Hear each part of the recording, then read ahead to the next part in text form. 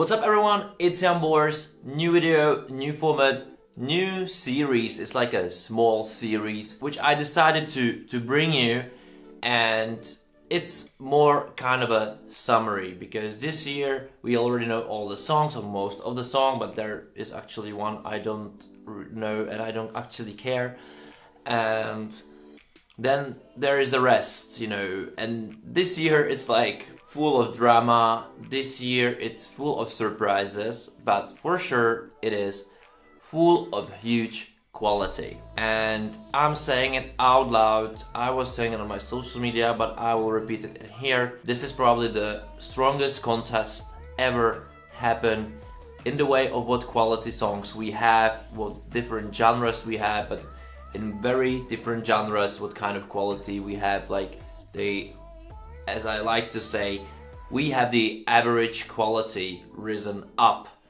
We still don't have like 20 hits, 20, charting music, or 26 or 40, that would be awesome. But definitely we have like 30, 32 great songs which can make it to the final. Maybe we have even more songs which can make it to the final, but definitely we have like lots to choose from, and there will be a lot of discussions as the diversity, of course, completely, give us different points of view, different quality vibes. We all prefer different kind of music, and this series is going to be about my point of view, my opinion about the quality, my opinion about who's going to be what kind of success. That's of course going to be decided by the jury and by the televotes. I would like to give you my own opinion, personal opinion, which is probably more like a producer one, maybe like a jury one, than like a televoter, so that can really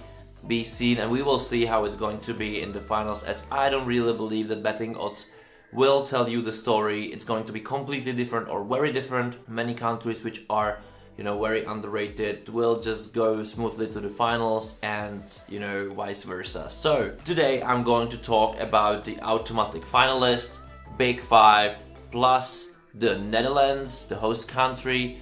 And before I just get started, I'll ask you to subscribe to the channel. I'll ask you to like the video and share it among your friends, and of course discuss, as we will probably have very different opinions about it, and I'm curious about yours. It's okay that we don't agree on this, but it's okay to discuss too. But let's talk about Big Five and the Netherlands.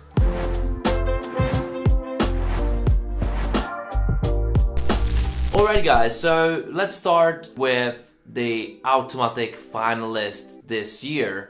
And they are Big Five: the UK, Spain, Germany, France, Italy, plus the Netherlands as a host country. And let's have a bit hindsight, which says that some of those countries improved, some of those countries, just set some kind of level which they're just have in 2021 as well as they had it in 2020, and some countries they're just didn't really met the expectations or didn't really rise it.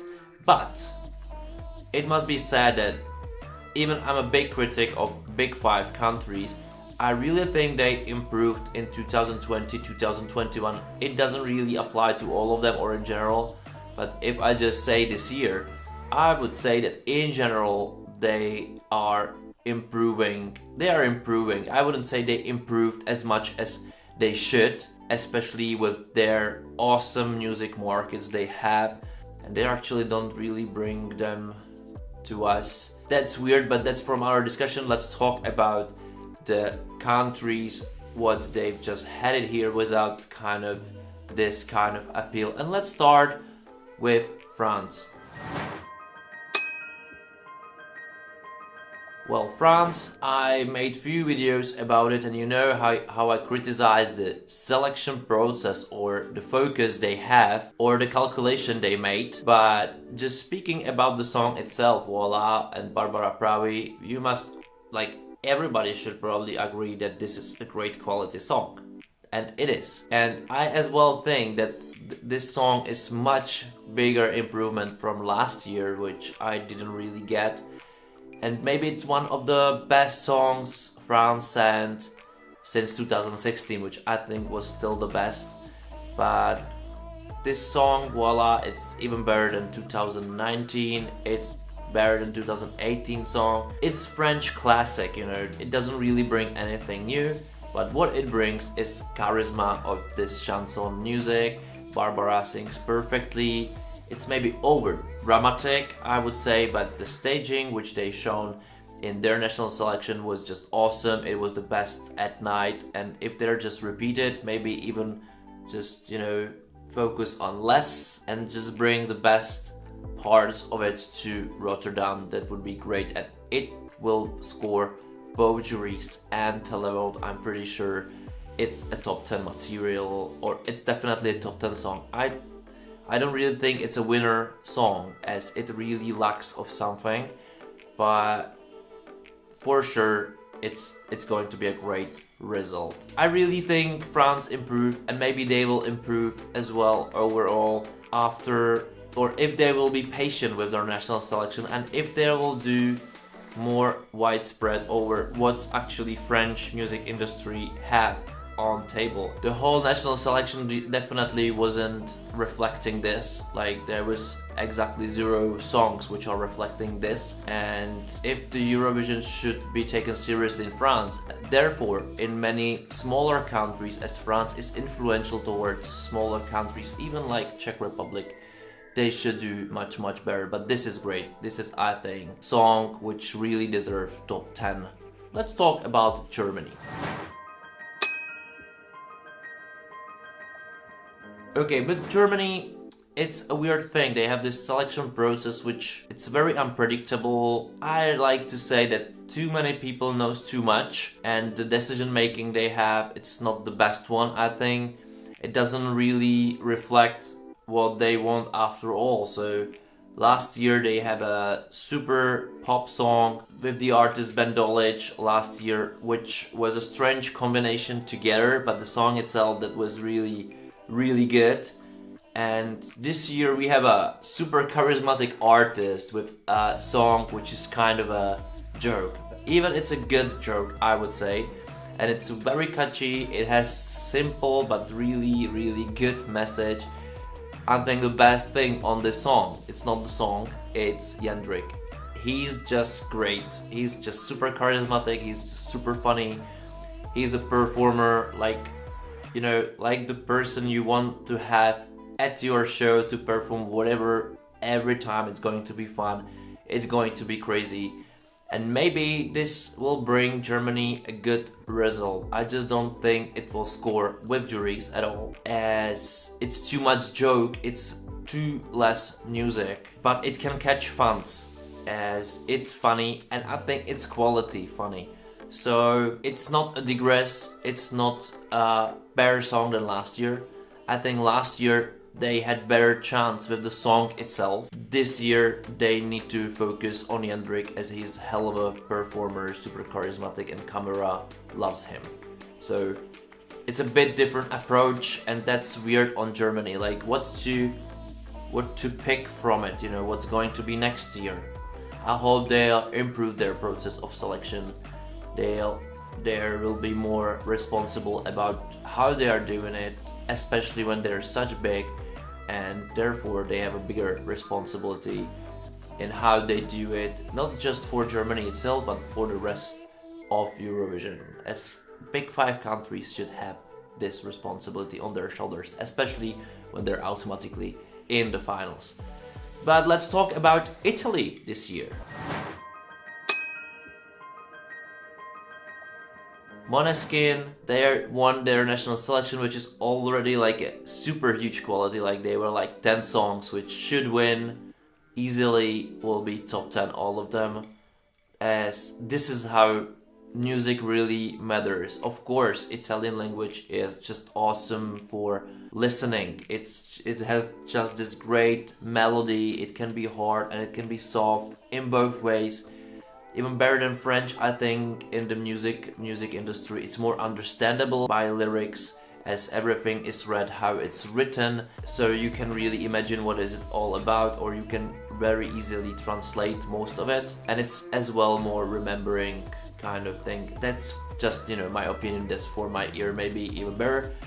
And they sending a rock metal band, you know, old school metal, heavy metal, I would say, kind of AC/DC style, in Italian version. I've never heard something like this before, as I didn't really was into rock bands in Italian language. Even I really like Italian market, and when I saw them live, that was hell of a thing. I don't really enjoy too much the studio version, as this is not a sound, or this is not a style of music I would really like. Even I'm a rock person, or I'm more like a metal person, but definitely in different rank of this genre, like different subgenres.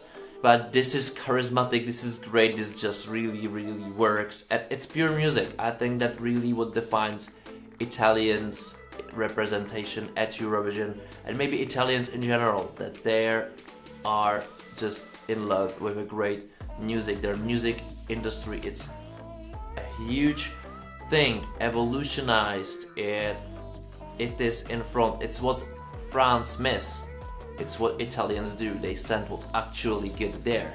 You know, Sanremo, it's the biggest, of course, it has a it's the biggest contest, it has a huge tradition, it's uncomparable with anything else, but yet it's just reflecting what's going on in Italy musically.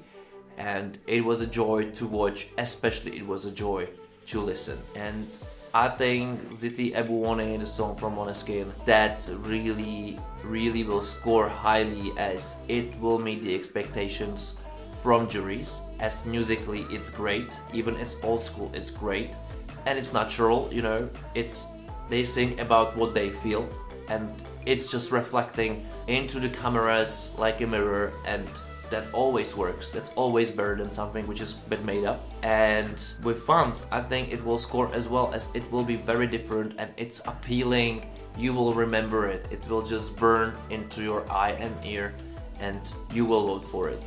So I expect top 10 for sure, and I really think they can even score top 5. I'm not sure about the winning, as it's a specific style, but I wouldn't mind it. It's a great winning song as well. But let's talk about Spain. Okay, Spain, they've just decided to go with the same artist as last year. Spain has decided to do such a song selection. I'm not a big fan of it. I was talking it in the interview with Spanish head of delegation, and I'm talking about it all the time. If you have just one artist, don't make selection for the song of the artist.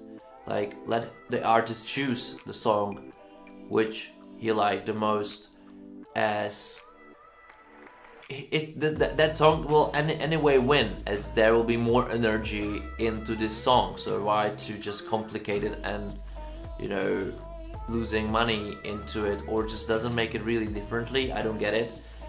But Blas Canto, he's chosen Voi a quedarme. I think very beautiful ballad. It was announced it will be a revamp kind of, or I just heard it. I don't know. I don't really think it needs a revamp. I think it needs a bit of different staging. That what I would do, you know, that's not really that important, as those tastes differs. Everybody's doing differently. Everybody feels comfortable in different things, and everybody has different expectation.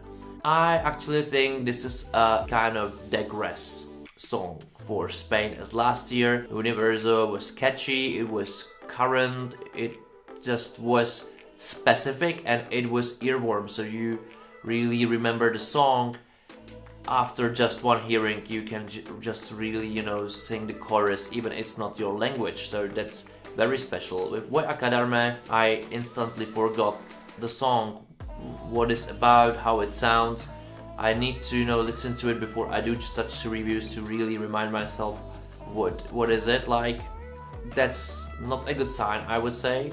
But what we know already from the live performance, that Blas is a great singer live, so he can probably score some votes from the juries, if he is going to be super on point and trustable in what he sings and not too much theatrical as well, just natural. But I'm really worried about the fans, that there is already a lot of great ballads in the contest, and I'm not really sure that this will score high, but hopefully I'm wrong. But I really think that Spain should really think more about how they are doing their selection process. It's not about this year, but I just need to understand that they want to step up the game each year, and they're just starting to build something, or it just is chaos a bit like Germany, but in very different way. Okay, but let's talk about the last Big Five country, and that's UK.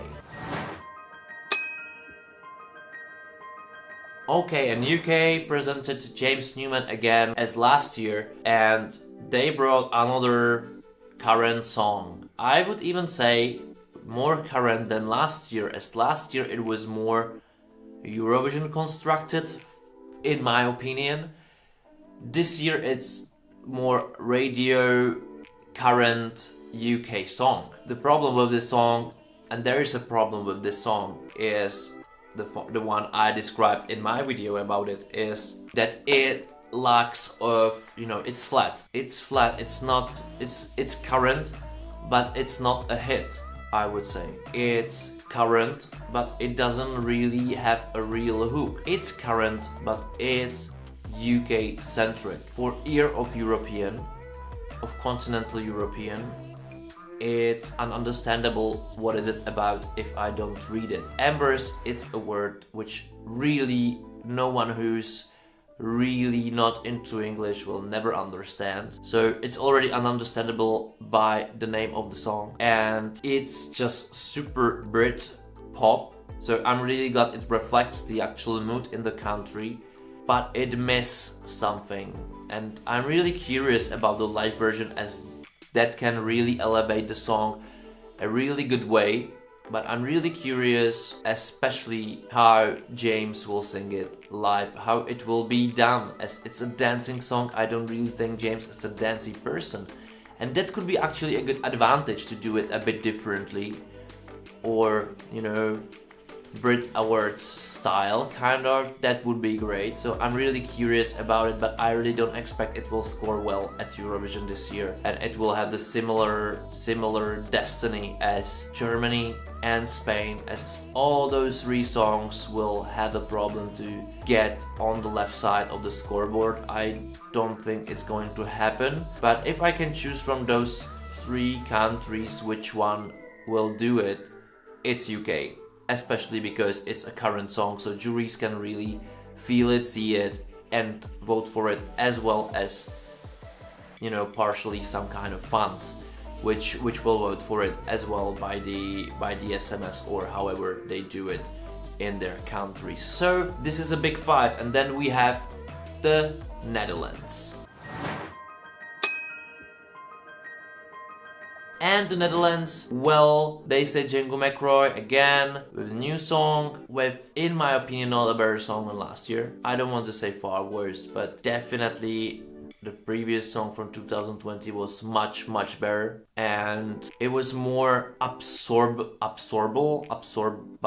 more understandable maybe, as this is more, and I like this idea, like, if you're automatically in the finals, you're a host country, you just let the artist do whatever they want. Like, you normally should do actually accept it, but this is a special case that you're automatically in the finals. You don't care where you will end up, if you're finished last or second or first. You probably care about if you go first, but definitely this is not the case. But it's a case like show something different. A different cultural approach, some kind of cultural revival, as it's Suriname vibe. I didn't know about it before, and I'm glad I know, so that's a great thing on it as well. As normally I wouldn't definitely prefer such a song at Eurovision, as it shows some part of the culture, but it doesn't really show the quality song, I would say. And in not a harsh way, it's just not competitive enough. It's just great for going to concert or something like that. But I'm glad it's here at Eurovision, especially in that case, as I feel it's very important for the artist to have such a song, to have such a language, and I know there were a lot of fun about how it sounds, and I kind of think we shouldn't be that oversensitive about such things. It just, you know, sounds funny, and so what? So what?